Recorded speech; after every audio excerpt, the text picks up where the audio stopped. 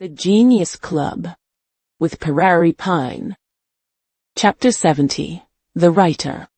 The head of finance, a seasoned veteran who had been with Emma since the very founding of MX Company, let out a soft sigh as she recalled the past, her fingers unconsciously brushing the edge of her blazer, a habit she'd developed over years of handling company affairs with meticulous care. She had watched Emma build the company from a small office with just a handful of people into the industry giant it was today, and few knew the female director better than she did. In fact, most of the company's vice presidents and middle-level cadres were loyal old-timers who had grown with MXI. The company was still young, after all, and there were very few exceptions like Alex, someone who had joined just a few months prior and climbed the ranks at a startling pace, his talent and luck making him a rare anomaly in the otherwise tight-knit team.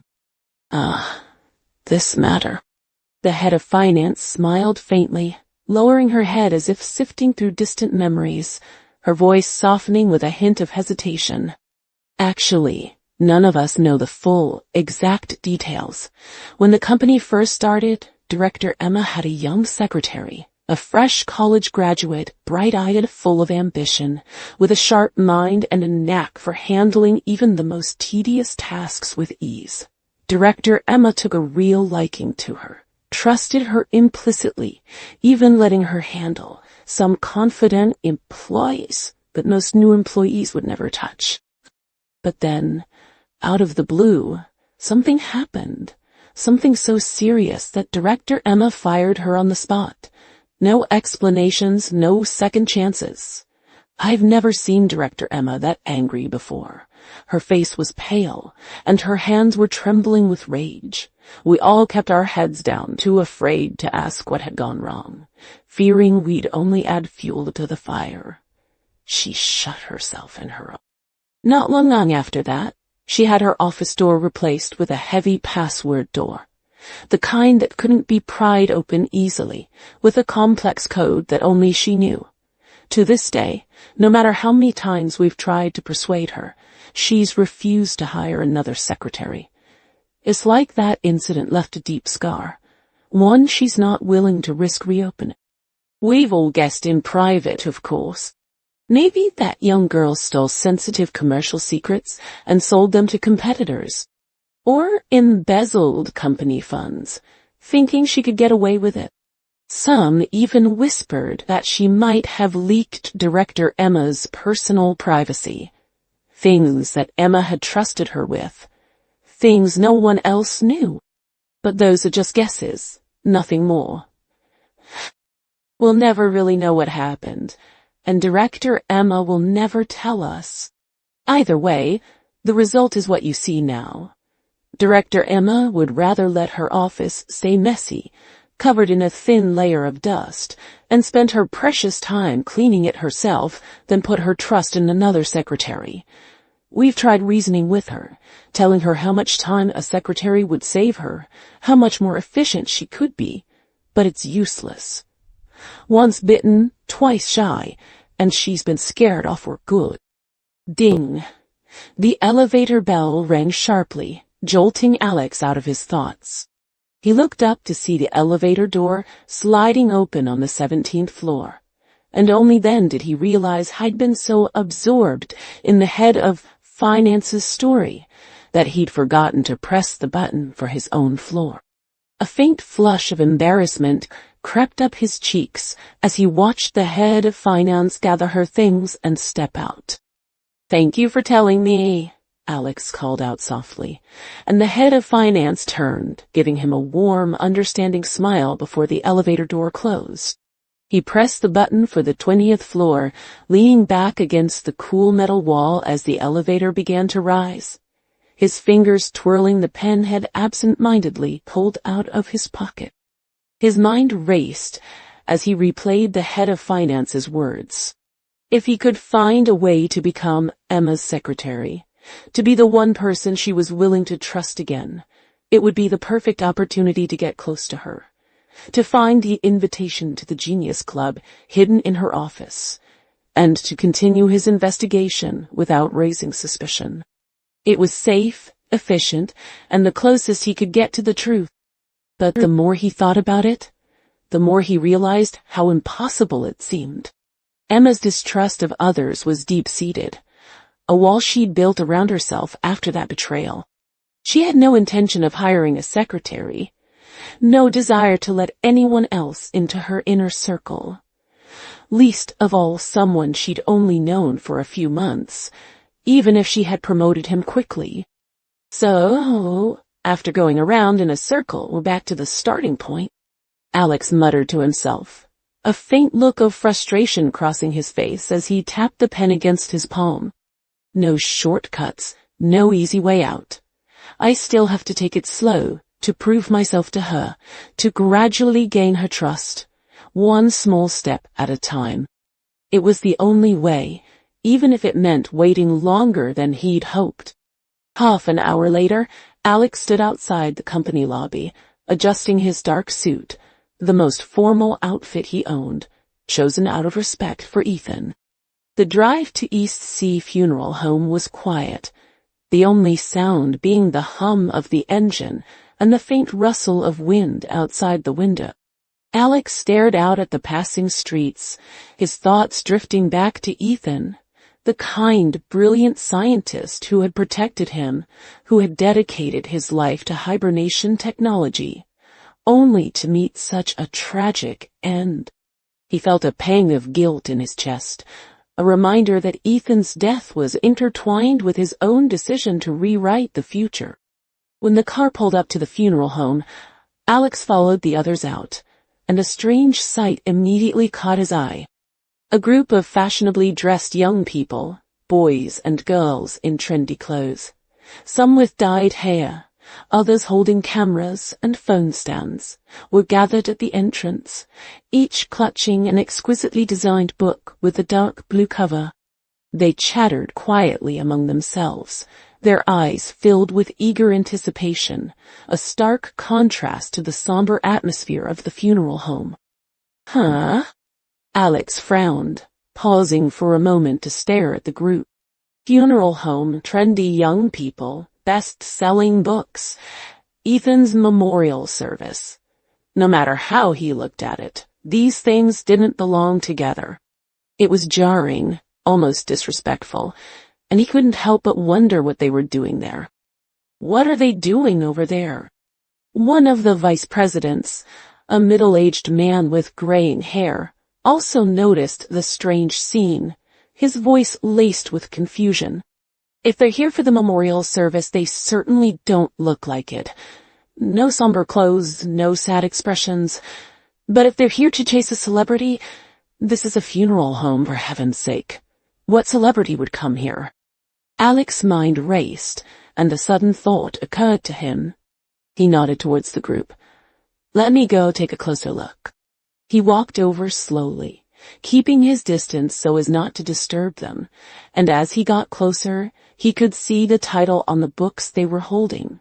Broken Bridge, a famous mystery novel he'd read back in college. He remembered the book well. It had been a bestseller at the time, with a gripping plot and complex characters that had kept him up late reading. He'd even heard rumors that it was being adapted into a Hollywood movie, with a cast of A-list stars and a big-budget production team. But what were the book's fans doing at a funeral home? The answer hit him almost immediately. Since these fans were waiting here with such eager eyes, their attention fixed on the road leading to the funeral home, they must be waiting for the author of Broken Bridge. Alex racked his brain, trying to remember the author's name. He vaguely recalled that the author had been a very young boy when the book was published, with a promotional slogan on the cover calling him National Genius Mystery Novelist. But he'd never paid much attention to the name, only the story. Oh, these should be Lynn's book fans. They're probably waiting for Lynn here. Another vice president, who had followed Alex over, spoke up. a faint smile on his face. He was more in touch with entertainment news than the others, and he recognized the scene immediately. Lynn? Alex turned to him, his curiosity piqued. That's the author's name? Have you read his book? I haven't read the book myself. Mystery novels aren't really my thing, the vice president admitted, chuckling softly. But this Lynn is more than just a best-selling author. You might not have paid attention to entertainment news lately, but the movie adaptation of his novel Broken Bridge has been nominated for multiple Oscars. Best Picture, Best Director, Best Adapted Screenplay, you name it. And Lynn himself has been nominated for Best Original Screenplay. The odds are good that he'll win. He's got a huge commercial value, too. He's friends with some of the biggest directors in Hollywood, has a wide network of contacts, and every project he's involved in turns to gold. But here's the thing, he's extremely low-key. He never shows up at award ceremonies, always having someone else accept his awards on his behalf. He rarely participates in public activities in the country, and almost no one has seen his face in person. He's like a mystery, just like his novels. That's why I'm so confused, the vice president added, shaking his head. I really don't know why he'd travel all the way back to the country to attend Professor Hughes's memorial service. Logically speaking, they're completely in two different circles. One's a genius scientist, the other a genius novelist. They shouldn't have any connection at all. They shouldn't have any connection at all. So that's it. Alex nodded slowly, his mind still reeling from the revelation. He'd known Ethan for a while, had worked with him closely on the hibernation project, but he'd never known much about the scientist's private life. He'd never heard Ethan mention liking mystery novels, or having a friend who was a famous writer, let alone one as famous as Lynn. But the evidence was undeniable. Lynn had traveled thousands of miles to attend the memorial service, which meant the two must have had a very close private relationship. Alex couldn't help but wonder what that relationship was. Maybe they were relatives? Or teacher and student? Or perhaps they'd met by chance, bonded over their shared genius, and become unlikely friends. Whatever it was clear that Ethan had meant something to Lynn. Something worth dropping everything to honor. Catch up, Alex. It's our turn. Emma's voice cut through his thoughts, sharp but gentle, and Alex turned around to see her standing at the entrance of the funeral home, her eyes fixed on him. He nodded quickly, hurrying over to join the group as they walked into the building together. The memorial hall was quiet, the air thick with the scent of lilies and grief. Wreaths from various companies and institutions lined the walls, each with a condolence card bearing Ethan's name. In the center of the hall, a large gray photo of Ethan hung on the wall. He was smiling brightly, his hair neatly combed, his eyes filled with warmth and hope. It was a photo from many years ago, Alex realized. Ethan had aged a lot since then, his face lined with worry and exhaustion from years of research and controversy. Alex's heart tightened as he looked at the photo. He knew Ethan had lived a hard life. Misunderstood, criticized, denied by the scientific community for years. He'd spent decades chasing his dream of creating a hibernation cabin, hoping to save his daughter Gloria. And just when he was on the verge of success, he'd been killed. It was a tragedy, a waste of a brilliant mind, and Alex couldn't help but feel a deep sense of sorrow.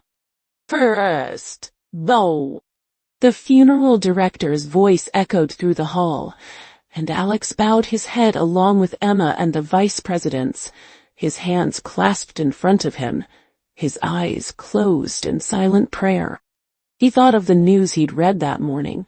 The two murderers who had hit Ethan were still at large, their cars missing without a trace, as if they'd vanished into thin air. It was unfathomable. East Sia was a modern, bustling city, with surveillance cameras on every street corner, every building, every intersection. How could 2 cars disappear without a trace? How could the police find no clues, no witnesses, no leads? It made Alex wonder if the murderers had help, if someone had covered their tracks, someone powerful, someone who didn't want them to be caught. The thought sent a chill down his spine. Second bow! Alex bowed his head again, his gaze lingering on Ethan's photo. Guilt washed over him once more. He knew, deep down, that Ethan's death was his fault. His decision to rewrite the future, to change the course of events, had sent ripples through time, and Ethan had been caught in the crossfire. The dancing butterfly of time and space, which he'd once thought of as a gift, had become a curse, one that had cost Ethan his life. He didn't know what he could do to make up for it, what he could do to honor Ethan's memory. But he knew one thing. He had to find the murderers, to bring them to justice. He had to ensure that Gloria could live in the hibernation cabin as Ethan had wished, that his life's work wouldn't be in vain. That was the least he could do. Third bow. Alex closed his eyes, bending down deeply, his heart heavy with grief and determination. But just as he began to straighten up, a sudden burst of noise erupted from outside the hall, the sound of excited chatter, cheers, and camera shutters clicking. It was a group of Lynn's book fans, their excitement breaking the somber silence of the memorial hall. Alex frowned, turning around to see what was happening. Through the glass door, he could see a black commercial vehicle pulling up to the entrance, its electric doors sliding open. A young man stepped out. He had slightly curly hair, pale skin, and dull, listless eyes, as if he hadn't slept in days. He was wearing a simple black hoodie, his hands in his pockets, and he looked nothing like the glamorous image Alex had imagined of a famous novelist. But as soon as the young man stepped out, the book fans erupted into even louder cheers, calling his name Lennon, Lunar, and waving their books in the air. The young man paid them no attention, his gaze scanning the crowd until it landed on Alex. Their eyes met across the room, separated only by a thin glass door. The young man's half-open eyes, dull and lifeless, just a moment before, suddenly sharpened, fixing on Alex with an intensity that made Alex's blood run cold. He stared straight at Alex, his gaze unblinking, as if he knew him, as if he'd been waiting for him.